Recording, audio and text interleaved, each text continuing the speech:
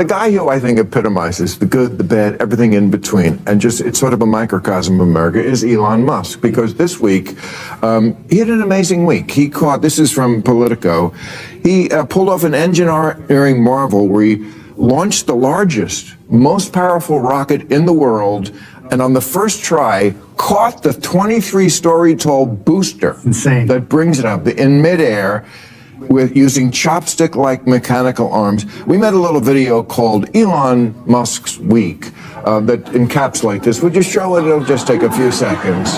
Look at that. That's insane. Look at that. That is Isn't that amazing? And then this. That's insane too. And then That's just as insane. same guy. That's my point. That's my point. Yeah. Is that that's the same guy. This is such a game changer with exploring the stars with the rocket. But he also, I mean, the tweets. I mean, FEMA used its budget ferrying illegals into the country instead of saving American lives. Treason. That's the same guy. He also said, tweeted, Mark Cuban and Rachel Maddow are the same person. Don't believe.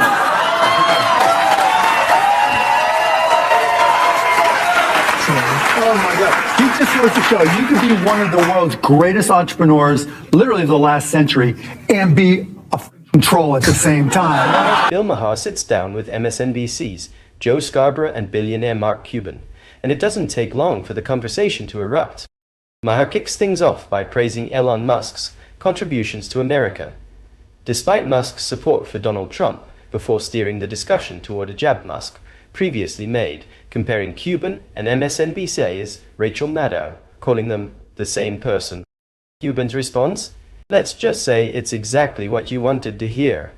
But the real fireworks start when the topic shifts to misinformation in politics. As Maher challenges both sides, Scarborough spirals, even taking shots at Maher on his own show. The debate grows intense, the tension is undeniable, and things get heated fast. You won't want to miss this fiery exchange. Rubber meets the road, because this is important. He wanted to, this week, he's suing, right? He's suing the 12-member commission, the California Coastal Commission. He launches his rockets from Vandenberg Space Force Base. He used to call it Air Force Base, but I guess now we're into Space Force time. He wanted the proposal to expand the number of launches. Okay, again, one of the most impressive companies, an American company. He wants a little more, give it to him. No. The commission, some bureaucrat, said no, and this is the reason why. Commissioner Carol Hart saying, we're dealing with a company, the head of which has aggressively injected himself into the presidential race and made it clear what his point of view is. Yes, because he lives in America, and he can do that. Yeah. It has nothing to do with this, and, you know, the right thinks that the left is in a very different place with free speech than they have been before, and they're not wrong. They're not wrong. This is arrogant. You don't punish somebody. It would be like if we stopped Henry Ford from making the cars because we didn't like what but can you take one anecdotal example? One idiot, right? Truly an idiot to stop. This is not an idiot. This is someone with power. An idiot with power is not unusual. Okay, but that's... Right. Having power... Let's talk about why... we've talked about entrepreneurs and what makes America great. You know what makes our economy, what sustains our economy? The rule of law. And that's what I believe is at stake at this election. We want a fair and equitable approach to the rule of law. The great thing about America is an idiot makes a decision like that based on politics instead of based on what their job is. You can take it to the courts. The courts will overturn it, and I guarantee you they're gonna have that decision overturned, and they're gonna have to find another reason, a better reason, a more relevant reason to deny. And they'll learn a harder lesson. He'll just move more of his production and more of his launches somewhere else, to Florida or to Texas, exactly. I mean, they'll learn the hard way. Small but it's just the attitude that I find scary. Who can't afford to go to court. They're far too willing to stifle freedoms, including speech, for the sake of safety, or misinformation, sometimes which is coming from everybody. It's, no one has a monopoly on it. Or just power. You're saying nobody It's just has a power. monopoly on it. Come on. That's some moral relativism right there. I said nobody has a monopoly. You said nobody has a monopoly on it, but that's like saying nobody has a monopoly on being a billionaire. He's got that monopoly up here. I mean, he's got more money than us, a lot more money than us. So, I don't get the. You don't get it? I don't know what point you're making. You're saying it's both sides, isn't it? Well, there is no doubt. There's no misinformation. There's some disinformation from the left, but comparing it to what Donald Trump spews out every day, every week, comparing it to what Elon Musk is spewing out, unfortunately, on X, you sound like Brett Stevens now, with all due respect. It's a joke. That's a real time. And you sound like him, who looks like Rachel Maddow. Joe Scarborough can actually sit there with a straight face and claim that Donald Trump and Elon Musk have a monopoly on misinformation.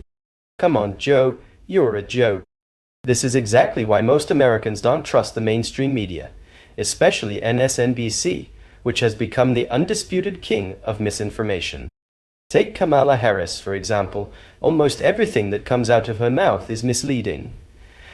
She and the media have spent years pushing the narrative that Trump is mentally unstable, in decline, physically exhausted, and unfit for office, while insisting that Joe Biden is perfectly fit to serve.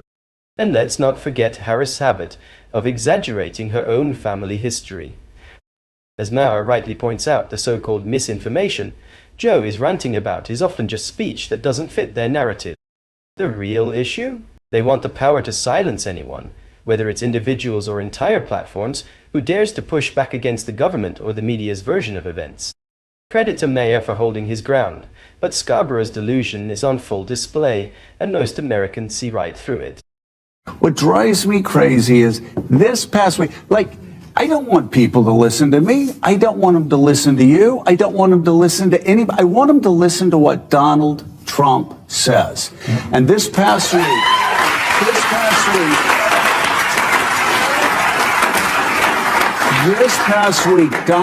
Donald Trump said that he was going to use the military and the National Guard to arrest his political opponents.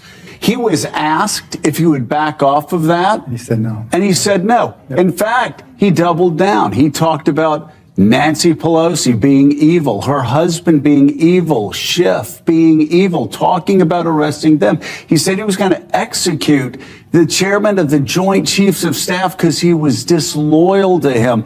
He told another chief of staff who was a general, I wish my generals were like Hitler's generals. It's the new season of The Sopranos. It's crazy. I mean, it really is. But people, you tell people this, and they go, oh, he didn't say that. You show them the clip, and then they go, he doesn't mean that. He doesn't. He does mean and that's that. when they say you have Trump derangement syndrome. And I would just like to say to my Republican friends, it's not deranged to fear this. No. It's not deranged to find this alarming. No. If he says it. What? I said, we're not saying this. We're not guessing what he's going to do. He's saying, no, this is what I'm going to do. The Supreme Court decision. I'm going to get Liz Cheney in a military tribunal. His people have said they're going to arrest my producers. He said he was going to shut down CBS because he didn't like how they edited a package in 60 minutes. He's out of control. His words. So, why is